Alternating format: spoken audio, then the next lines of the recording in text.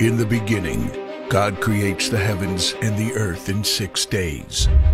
He makes Adam and Eve, who spend their days with God until they give in to temptation by eating from a forbidden tree.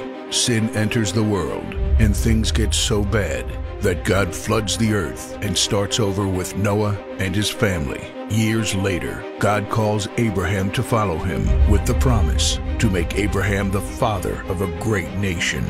Abraham obeys, and God gives him a son, Isaac. Isaac's son Jacob has 12 sons. Joseph, Jacob's favorite, becomes second in command of Egypt. God uses him to save his entire family and Egypt from starvation. Hundreds of years later, the Israelites are slaves in Egypt.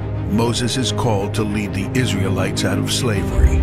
Joshua takes over after Moses and leads the people into the promised land.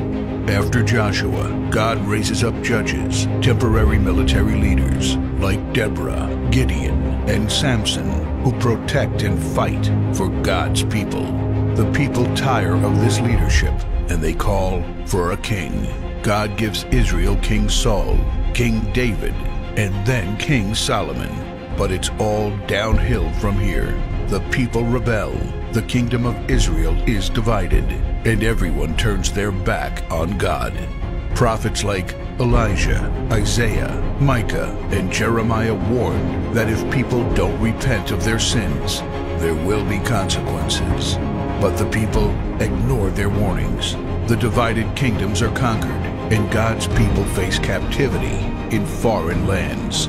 People like Daniel show great courage and stand up for God when no one else does. Some of the exiled people return to the promised land, but for 400 years, God is silent. No prophets, no miracles, and no angel visitations. But then, the silence is broken when Jesus is born. He lives a perfect life, teaches truth, and performs miracles, proving He is God. He shows us the full extent of God's love by taking our place and dying on the cross for our sin.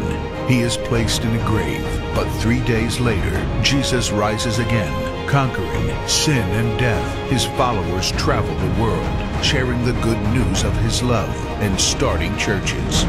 We now are part of this story, and we have the chance to change the world and share His love, because one day He will crack open the sky and He will return.